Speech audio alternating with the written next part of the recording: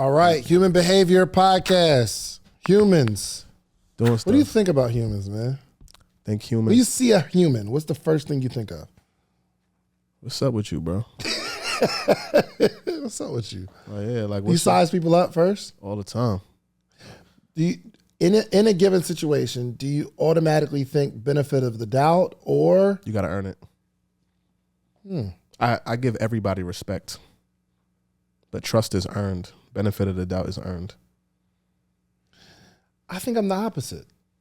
I give everybody the benefit. It's like in that way. So you're thinking guilty until proven innocent, or I'm not saying guilty. I'm just not giving you a chance until you have proven to me one way or the other. So I'm not going to necessarily say you're bad, but I'm not treating you. There's like, one way or another. Well, then you're either thinking you're I'm guilty until proven innocent. Well, then that's what it is. I'm not. You're going to have to earn your way into my good graces. Where does that come from? The environment that I grew up in. I think part of it is just who I am. I'm an introvert, so I'm not necessarily the most social person. So I like to be in my own space. So anything or anybody coming into my space is already like red alert. So you couple that with growing up in the Bronx in the time that I grew up in, and you don't let people in your space. You don't let people read you. You don't let people pay attention to your patterns because like you either at the table or you on a menu. So you like it's kill or be killed. It's, you know what I mean? Like it's one of those type of environments. It's predatory. You're in the jungle. So your senses are heightened. You are wired for deception, wired to read a person's intentions, wired to read if somebody's trying to throw you off, somebody's asking you too many questions. Like, yo, why are you asking me all these questions? Like, I now feel. Let me ask you, is that wired or taught? I think my natural wiring was being introverted. My natural wiring was being curious. So questioning, like, why is this? Couple that with environmental influences, and now it's nurtured in me to be watchful and mindful of everything in my environment. Pattern recognition, right? What people do, what they don't do, who's watching me, who's, I'm watching. It's an environmental thing. So then it's a mix, it blends. So you couple my natural wiring with my environmental influences over enough time, and it starts to just become a pattern. But here's my thing. So if you are from New York City, and I'm trying to understand where this the kill or be killed New York City vibe comes from. Is it that, I don't want to say kill or be killed, but it's more of a, you're either predator or you prey, or like you're either, that's kill or be killed. I mean, I don't want to be morbid in that way. Like I'm not speaking literally in that sense, but it's more like, man, you either take what you want or you get taken from. You know what I'm saying? Here's my question though. Is that just what everybody in New York is being taught as you grow up, or is there something about the environment that are you seeing? Like when you grow up, you're seeing, wow, that person got taken advantage of. Oh, that person took advantage of that person, and you say, wow, this environment, people take advantage of people. Or were you raised to think that that's going to happen before it actually happens? So both. First of all, shout out to everybody in New York City, my people. You know what I'm saying? But so my mother is the biggest heart in the world. Like Motel 6, anybody come stay in my house, she feed everybody. Mm-hmm. You know what I mean? Like she just open like that. My father is more mind your business, come do what you got to do, go about your, like don't be wandering, whatever. Like don't be in people's business, like more. So he's more like that. But my environment, I've seen people get done filthy. You know what I mean? Like I've seen things that you don't even think is possible happen to somebody. Like, how is that? Why would that happen to somebody? Or why would you do that to somebody?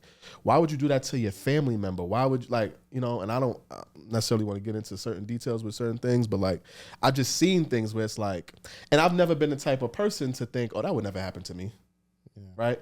I've also had things happen to me by people that friends, family, and I'm like, oh, so I would think so. I think the thing that really locked me into more of an aggressive means was as kids, I had my older brother was killed by police officers, right? And he was a teenager, like you're in high school. So in my mind, first of all, my brother was like my protector, right? So then I lose the protector and I'm like, whoa, well then how do I navigate? And then in my mind, I was like, the people who are supposed to protect us are not protecting us, they're hurting us. And people will kill kids.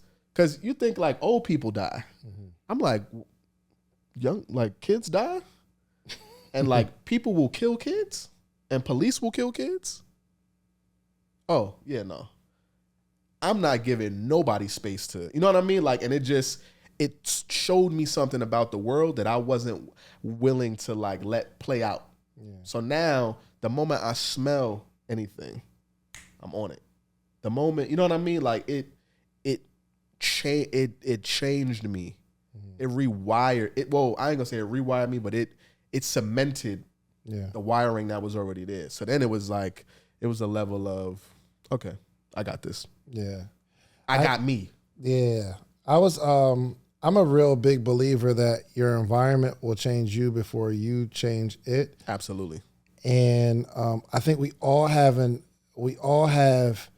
a choice of what environment we decide to stay in.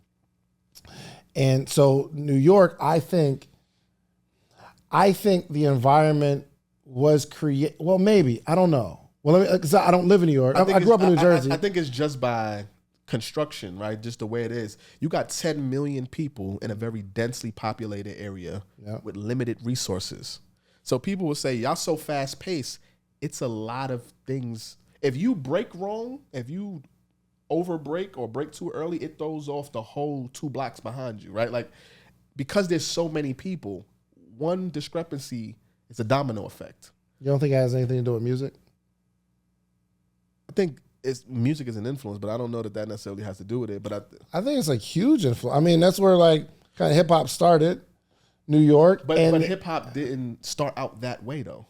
If you look at, Houdini, Grandmaster Flash, like Grandmaster Caz, and all, like their music didn't sound like that. Right, that's what I'm saying. Like but back in that day, it was a bunch of breakdancing, it was parties. Yeah. I mean, I'm sure there's always crime, but it was always crime. Maybe the whole New York wasn't known for this aggressive, nonstop prayer predator vibe until music coming out of New York began to perpetuate that message. Did I use that word right? Perpetuate? Yes, but no, I don't want to say that. What I'm saying is you have a lot of people in a very densely populated area with limited resources. We're humans, we're animals. People are fighting. It's so competitive. People are fighting to get food. People are fighting to get shelter. People are fighting to get basic human necessities because there's so many people in one place. The opportunity is opportunity in that city that you can't get anywhere else. Everybody wants to come to the opportunity. Like New York City is in the state of New York. It's in the United States. It is a global city though. If you're trying to buy property, you're not competing with people in New York. You're competing with people in China, Russia, like global. It's a global market. So it's not the normal environment. So when you realize that you're competing against all of these different variables, what's going on in your house, in your neighborhood, and then you look at the construction of the city, right? And how things are laid out. And the environment itself breeds a level of competition. Breeds a level of urgency and rigor and assertion because it's survival. That's why they say if you can make it there, you can make it anywhere. I would agree with that. But I don't think you can blame that on music. I think it's just by virtue of how this particular space is constructed and the variables at play. I would agree with that. But I have a counter experience. Okay. So you would agree that the confines of a prison is the same thing. You got a whole bunch of people, overcrowded, like there are little things that we're fighting over. That environment breeds aggression. It breeds violence. Would you agree? Would you agree? Say that again. Prison. Right. What about it? Just how you're saying, like, we got all these people in New York. Everybody's fighting for, like, there's these, it's a densely populated area and everybody's fighting for the same opportunities. Prison, I think, is different because, and it goes back to, and we said this on another pod, but like Lewin's equation, behavior is a function of the person and the environment. Both. Yes. So prison is designed a certain way. It has, design influence on the way a person's psychology is and all of that. But also the types of people going to prison influences the nature and the environment. But here's the thing. Here's my counter. So my man Andre Norman, he goes in. Shouts out to Dre. He goes into prisons, and he'll go into the most violent prison that there is, and he'll go in, create programming, and instantly no more violence because he creates an environment. Even though the factors are all the same prison, same bars, same people. He goes in and creates a narrative of we don't do that here. And they go weeks, months without any violent occurrences because he was in for 15 years, right? So I'm thinking that I think music has a lot to do with the attitude of a New Yorker. The music has a lot to do with the attitude of those on the West Coast. I think the West Coast was way more violent when you had NWA and We Jack and We Robin versus Pac and Snoop coming out where, we chill, we got the cars, we got the, you know what I mean? We're enjoying this beautiful lifestyle. Southern music was more of a collective conversation. So me personally, and I don't know, but I think music has a lot to do with the narrative that's being pushed on a particular region that causes people to operate in a certain manner. Yes, I said it. It is an influence, a strong one, but I wouldn't say it is the reason, if that makes sense. I feel you understand what I'm saying? Like, I think I read somewhere that, and the fact police don't go crazy, but I think I read somewhere that hip hop is the United States' third largest export. So the third... Hip-hop is the United States' third largest export. Wow. Right. The third largest export of the United States is hip-hop music. It's hip-hop. That means there's a huge influence, not only on just here, but the world, right? So I agree. You can tell the influence of the music because there's people from that area making that type of music, right? And it's certain things like when Dave says, when Hov says started out at the Derby, ended up at One Oak. If you're not from New York, you might not catch that bar. It's just certain things that are specific to that area. Right. So yes, music is a huge influence, but I wouldn't say rap music is the reason why people are aggressive or violent here. Like, nah. I think it's a reflection of the people that's there, but not the reason why people are that way. And it's cyclical. It is cyclical because you hear the music and you get into the music and you start to develop a taste for the music. Pause. But like that's like that. I can't let that be. You learn that way. How to operate through music, though. You can learn things through music the same way you can learn things through film. Yeah. But even the film, the picture that's being painted in films of New York. If you've never lived in New York and you go to New York, music, media, TV tells you what goes on in New York and how you need to operate. You need to move fast. But you don't know why. I know why. It's the influence. What you got? Talk to me. I think you both kind of touched on it just now, but I was just gonna say that culture is how it is what creates culture is a huge influence on who a person is, like the makeup of a person. Yep. And so you were asking about music, but that's part of creating culture of what creates culture, but there's also other factors like in that environment. What are those other factors that create culture? Well, I mean, education or the type of education that you're exposed to, like the home that you grow up in and what that environment looks like. You know, is your mom a working mom, or are you in a single parent household? Do you have, you know, a 2-parent household? Is your dad staying home with you? Just all those different things are going to influence your makeup and who you are. But what adds to culture is so many different things, like what kind of children are in that school, or, you know, that creates the education component. What is it that they're teaching you in that school? Are you going to a private, Catholic school, public? Religion. Yeah. Huge. Yeah. You know, belief systems. For sure. And so those things create Yeah. a person. We were just talking the other day. The Bronx is actually the worst congressional district in the United States. Okay. The worst. And Where do you think that comes from? How it is constructed. You have the lack of funding. So, how many kids were in your class when you went to school?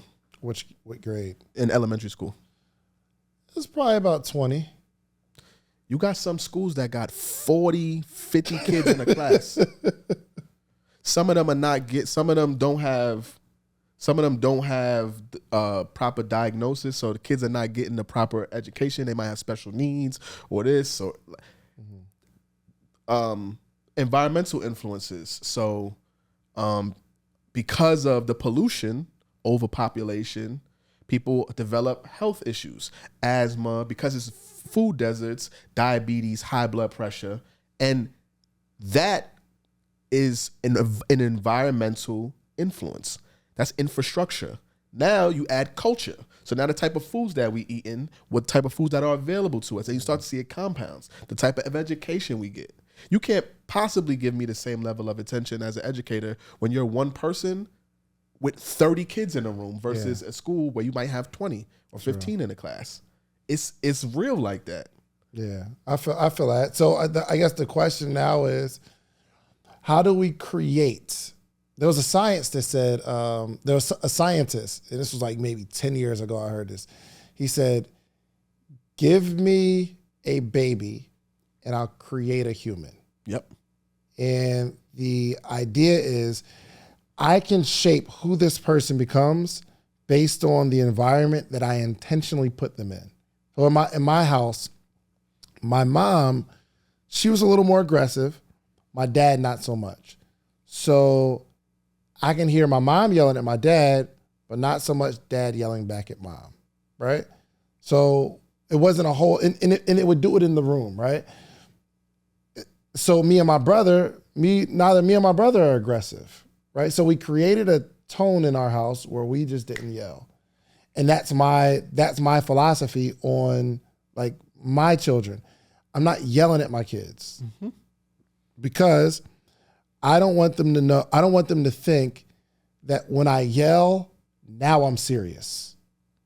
I want to be able to say something. I'll tell Corey like, yo, clean your room. If I come back a couple hours later and the room isn't clean, I take the phone. I take the laptop. I don't want to have to say clean your room. Didn't I tell you to clean your room? And then once I yell, now she knows, oh, I'm serious now. Like my dad didn't do that. He was like, yo, clean your room. If I didn't, it was consequences. He's coming in with the belt. What we doing? I want to know that I told you one time. But there are some people where the volume in the house is so elevated, clean your room. I told you to clean your room. Don't make me come up there. And the child knows, okay, that tone, oh, they're serious now. Let me actually do it. Right. But the problem is, I think that's good in that sense that I'm operating that way. But I realize that I don't have enough conversation to understand what's going on because I'll say it and then act, not in an aggressive way. And I would think, oh, that's me being a good parent, but there's pros and cons to everything. Everything. I grew up in an environment where, by my mother's own admission, her policy was, I'll beat ass and ask questions later. Right? Like, that's just what it was. Right. So for me, as me, like my brother, he would call for some of that. Right. But like, I wasn't that type of person. My pops, I don't think I got hit after I was like 7 or whatever, because he just would talk to me. Yeah. And the talking was kind of like, but at least Just we got beat me, to, bro. Just beat me, bro. But it made me a thinking man, right? Like the perspective and like, okay, but there's consequences. And like, he made me stand on the things that I did, right? Like, all right, well, if you do this, I'm not coming to save you behind that. So be able to stand on what comes with that. With my children, one, I don't feel like I need to put my hands on my kids, right? I would probably say I'm a more direct, more dominant kind of person, chill, but like for the most part,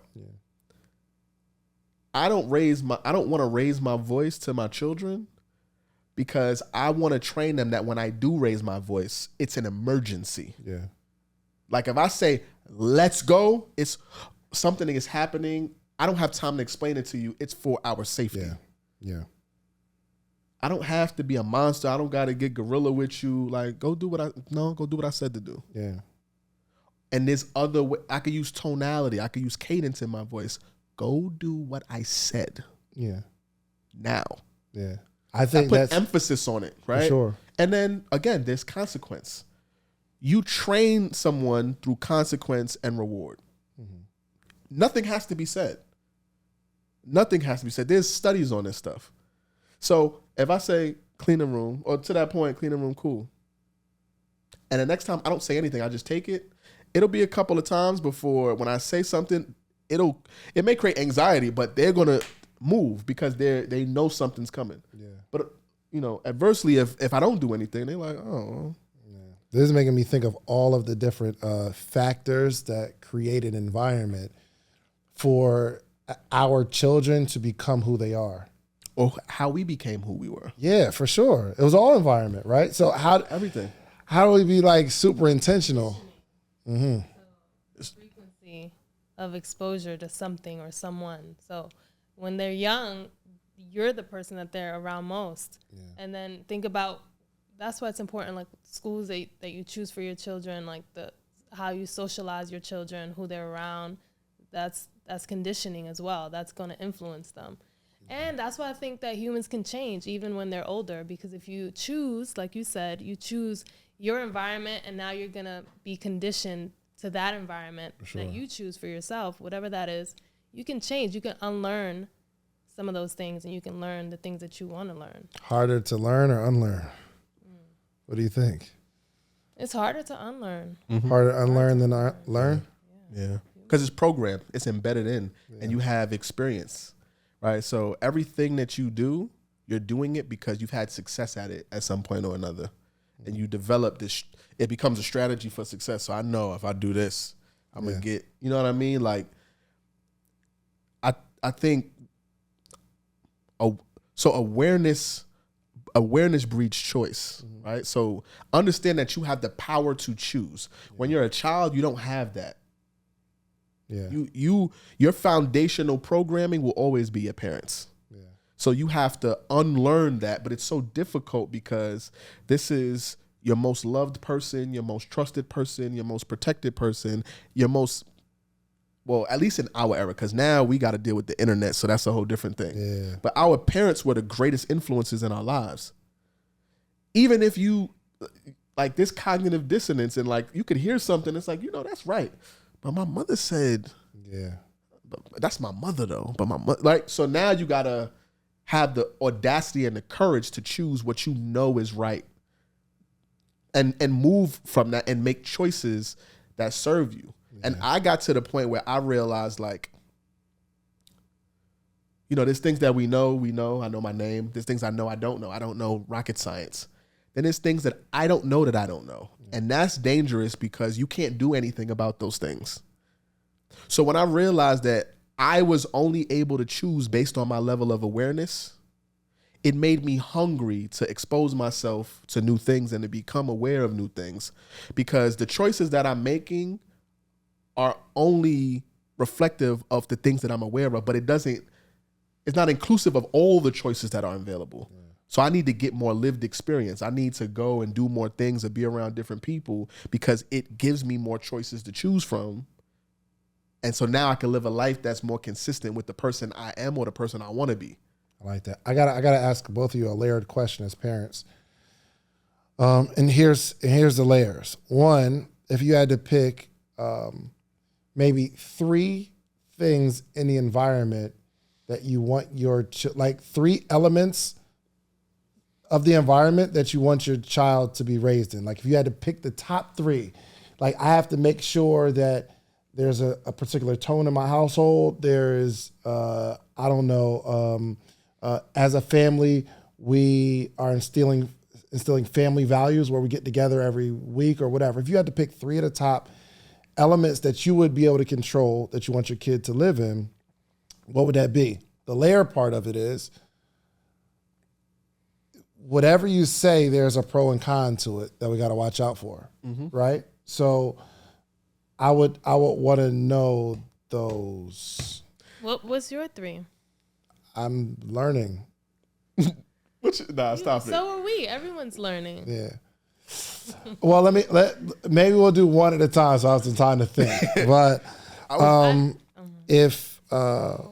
if there was one thing in the environment that I can control, that an element that I'd have to put in the environment, it would be probably kind of a blend between respect and being truthful. I want my child to always respect other people and understand that everybody's different and everyone's not going to operate the way you operate. So you need to respect other people for who they are, coupled with if you say something, let it be true. And I think that's a way you respect people. Whatever I say, I want your word to be your bond. So I have to, if I tell my daughter something, I have to make sure it's done and let them know the importance to me of doing the thing I said I was going to do for you. So that would be one. Who's next? I think for me, to that point, I think in integrity. Integrity is important, and I want to say it's attached to accountability and authenticity, but the crux and foundation of what I want is integrity, right? Say what you mean and mean what you say. Be genuine, right? Don't be necessary. Don't be an opportunist. But just be genuine. Carry it however you want to carry it, but accept what comes with that, good, bad, right, or wrong. Yeah. Like stand on what you believe in, but also keep that same energy when what comes with it comes. Yeah. Like I feel that. And I think that would be like the nucleus of everything, because that is an individual, internal, that's something that you can control. That's choice. Yeah. Choosing to show up this way. And I think it's foundational to having good character, a moral compass, those sort of things. Okay.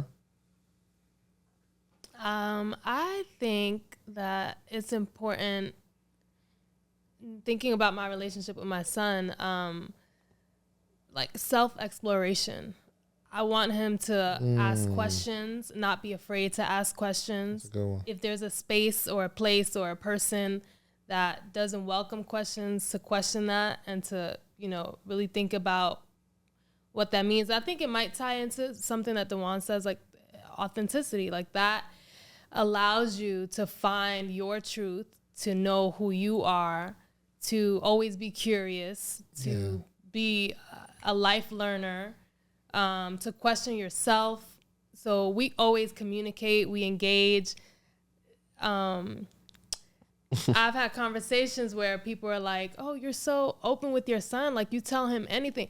And I understand that he's a child. I'm conscious and aware of that in our conversations, but he's a human being, a little human, and he can understand almost anything. People underestimate children. I agree. And so I think that I can verbalize, to him anything really, if I break it down to a level where he understands. And so I want him to, I think that's important. That's an important quality, it's an important trait to just be someone who's always explorative about the world and himself or herself. Are there some topics of conversation that should be off limits? It's too early? For me, no. For me, no, as well. For me, no. I think where I am in my life, the most valuable skill that you can possess is curiosity. Mm-hmm. Being able to, on your own, seek information, asking the right question to get the right answer, right? Like, questions are like keys to doors, right? And behind the doors are like all of this information and exposure to things. So if you develop the muscle and develop the skill of, how do I ask the question to get the information that I need, or to enlighten myself, or right? Because you have to, it's your responsibility to better yourself, to do those things. And you have to be inquisitive, and it has to be, like, people think that, like, just in what you do, right? Podcasting. Yeah, some of that is innate, but you have gotten much better, right, over time. Sure. And it helps with yourself. So if I'm asking myself a lot of questions and I'm unpacking and it's insightful, I know how to, one, guide you through discovery, but also I know how to ask you questions to get information. And you learn over time. And I think there's a fear, though, with parents. You probably asked that question, Dave. I'm wondering if, are there limits or are there boundaries that you should place on children, like, for conversation pieces? Mm-hmm. But you can say, I don't know. Let's explore that together. Yeah. Or you can say, I don't know. Yeah, let me get back to you. That's a really great question. I'll circle back when I'm going to do some research, or we could do some together. And you can find what's a kid-friendly way to have this conversation about anything. So it's not you're bringing a conversation to a child. You're saying you want them to discover certain questions. Like, are there some things that if you thought about it and like, whoa, I want my child to know this, but it might be too early to even bring up that conversation because they might not even be thinking about that right now. I think it's twofold. For one, I think whenever a child asks a question, they're ready for the conversation. Okay. The other thing is the times are so different. Parents are no longer the greatest influence on their children. The internet is. Yeah.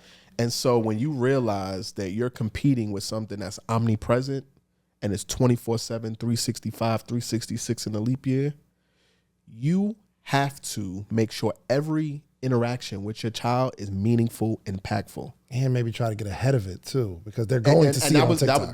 That was where I was going. You got to get ahead of the curve, because if the first influence is, well, I Googled this thing, you know what I mean? So for me, and your children, so I intuitively, or then sometimes I will go into the conversation like, hey, listen, this is what we're talking about. Like, I have family meetings. I sit my children down, we sit down, crisscross applesauce, and we have family meetings, and I give them an opportunity to express how they feel. What's been going on lately? How do you feel about, the kind of rules that we have?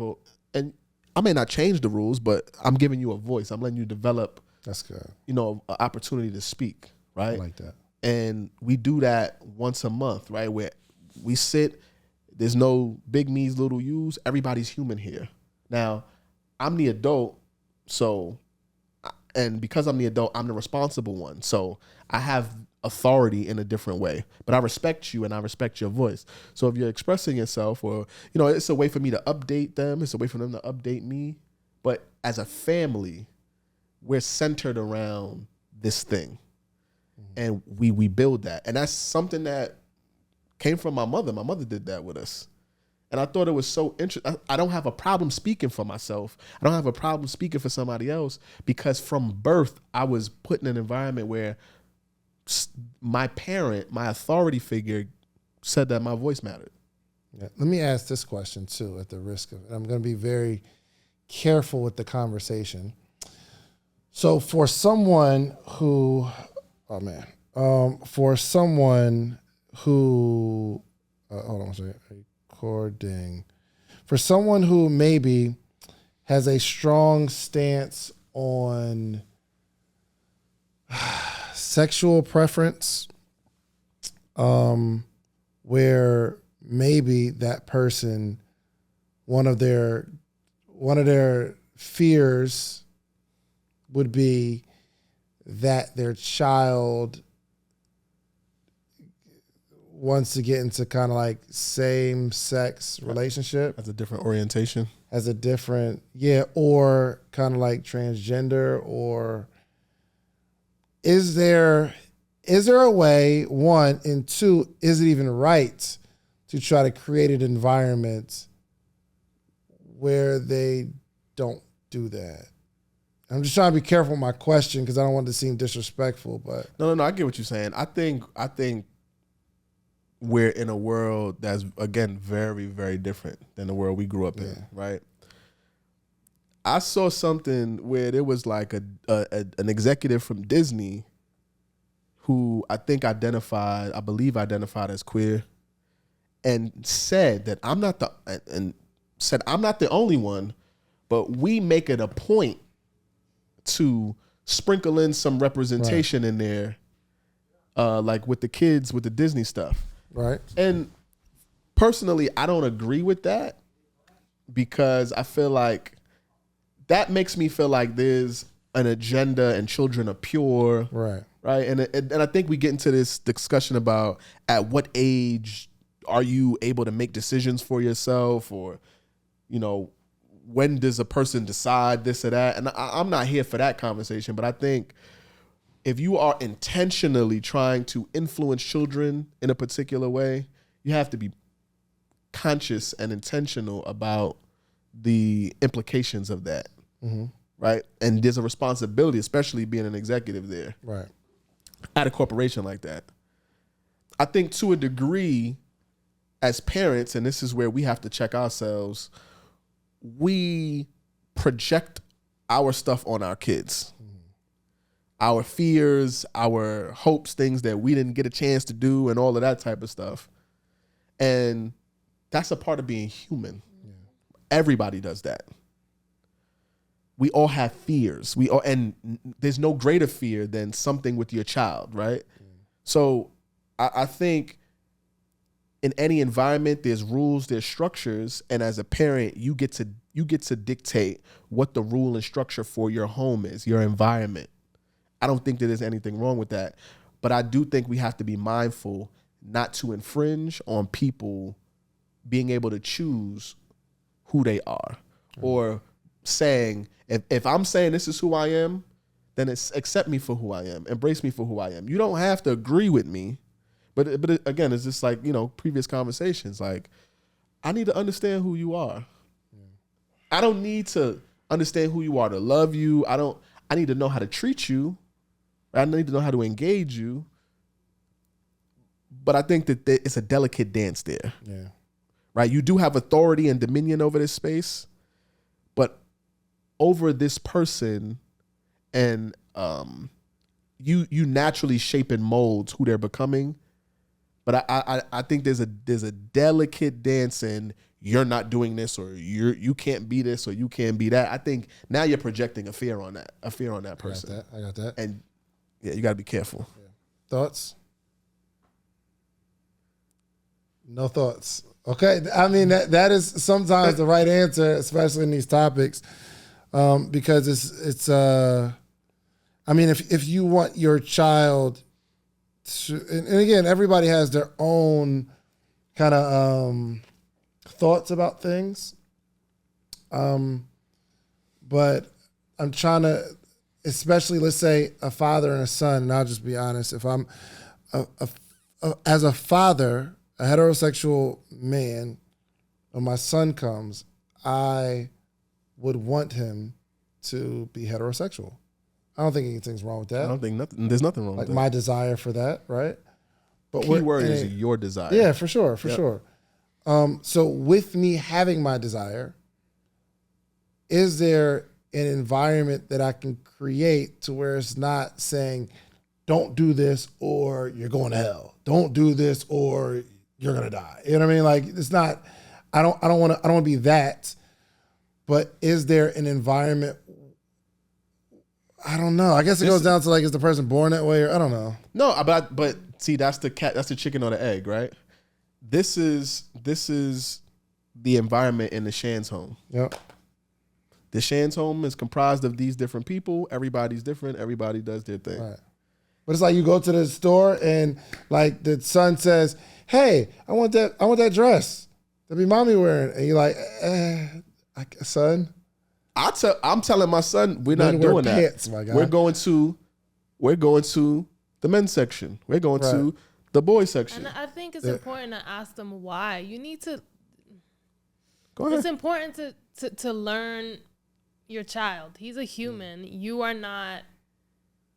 Yes, you contributed to his existence, but you are not supposed to engineer every single part of who this person is. Sure. Like, you're a guide. I mean, I believe I'm a guide as a parent. Absolutely. I'm instilling certain fundamental values and teaching them some basic things, but at the end of the day, I cannot control every factor of who they are, nor do I want to. I mean, you want them to be who they're going to be.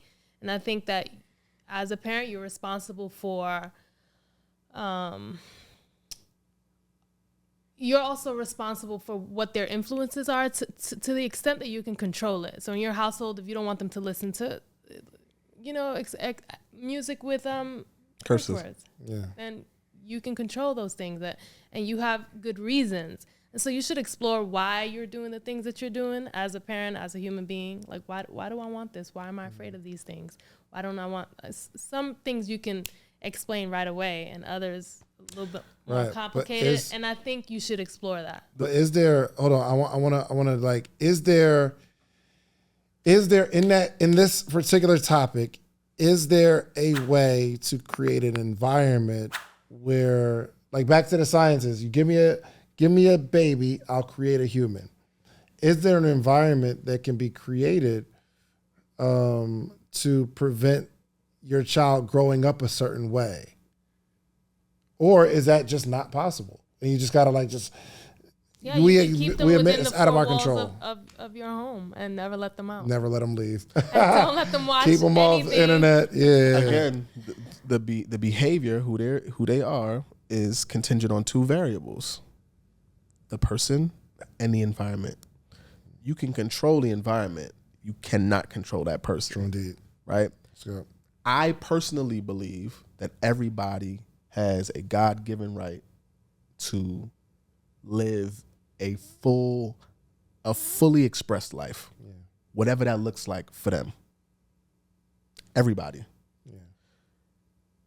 I think as parents, we have to stop for a second, right? Because we can project. We have to stop for a second and say, what is my role as a parent? Yeah. What's my primary function? What's my number one mission and objective?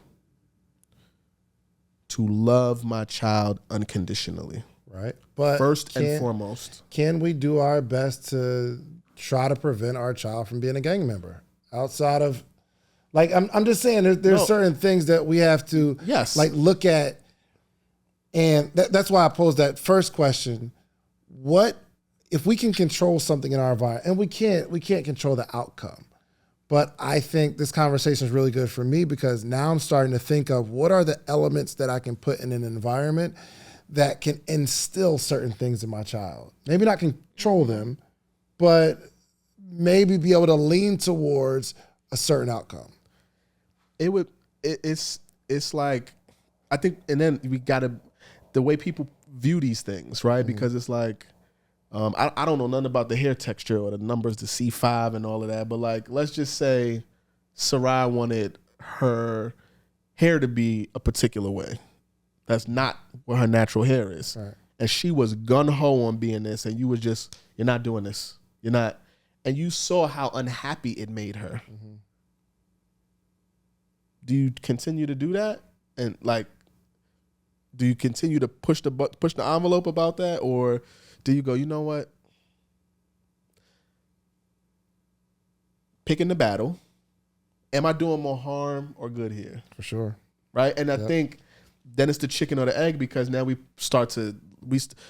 the conversation of, is it a choice or is it just who you are? Yeah. And people are going to go back and forth about that. But we have to stop and ask ourselves, like, as parents, what is my primary function? Love my child unconditionally, guide them, make sure I would say even making sure you're a good person, right? Like, instill values in you, but they choose whether they want to use that or not. Yeah. There are people serial killers who come from 2-family homes that gave them everything, right? You as a parent, you got to let your hands go at some point. Right. Your job is to do the absolute best you can by your child. That is it. I feel that. Anything more than that, you influencing, you're projecting a little bit. And it's, I think you still need to influence and project. I'm not saying there's anything wrong with that, but you have to weigh the pros and cons of that situation. I feel that. Anything on that? We're good? Okay. Yo, I can tell that she has so much to say that it's just like you gotta there's certain topics you gotta dance around, especially when it comes to kids. It comes to like sexual preference, religion, politics. There's so many and I haven't like really formed I'm 37 years old and still haven't formed solid opinions on stuff. That's a real human fear. Like those are conversations dads have. Those are conversations. I mean, I'm not a mother, so I won't speak for mothers, but those are conversations fathers have about their sons. Like, wow, like, what do I do, or how do I? It's real. So I think you get to be human. Yeah, for sure. You get to be human without judgment. Yeah, and I think I've obviously I think we've all picked up certain things from our parents, right? So that's when it works. Like my dad always did this, so I do that now, right? And that it served me in a way, or. This was the tone in our family. Maybe our family had family meetings, and now I have family meetings because that's what I picked up. That was just something that was created in the house, right? So one of my other things I would put is structure, right? Mm-hmm. Having structure, like order. Yeah. So I have family meetings because my mother was big on family meetings. Authority and structure, like rigid structure, I reject that because of how my father was. Mm-hmm. Was so extra militant. There was no room for anything outside of the order and this. And it's like, it's part of the reason why I'm a high D and I'm like, I don't want nobody telling me nothing about anything. Yeah. I don't want to. I will die before I let something control me. Like something like in the innermost part of me rejects it. Yeah. I have to have freedom and autonomy. I have to exercise the power to choose. Yeah. And part of that was influenced by a parent, an authoritative figure that was extremely rigid, very like critical and judgmental of things. And I'm like, you know what? Nah, I'm gonna just do my own thing over here.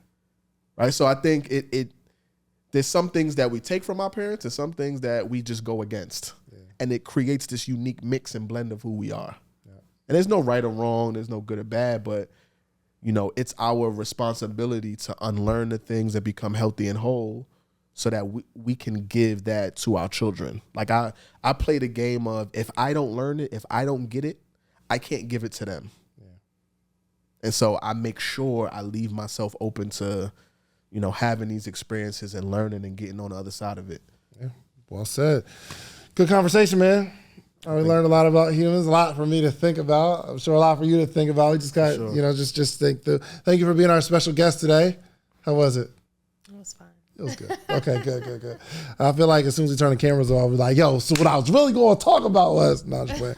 Thank you so much. You want to let everybody know how they can find you on social media? You don't do that really like that? All right, that's good. You know what's crazy? One of the things about my wife, before she was my wife, that I was so impressed with, and I was showing my friends her Instagram, and I was so proud, right? But it was because one, she was private, two, she didn't have a whole lot of followers, and she didn't have any of her body out. She didn't even have like to look back at it, pose or nothing like that. If I see another over the shoulder jaw, I'm gonna lose my mind. And I'm sorry if you got one. I'm not just saying, but I'm saying that was my brag. That was my flex. Like, yo, she ain't trying to be an influencer. Yeah. I was like, ooh, that's the one. Okay, how can I find you, D? How can they work with you? Dewane Mutunga on everything. Instagram, YouTube, Twitter, all the good stuff. Yep. Sleep is for suckers over here, man. Social Proof Podcast. Make sure y'all tap into all we got going on. Hey, man, share this with somebody. Subscribe, like, and share it with a friend. All right, we out here. Peace. Hold on.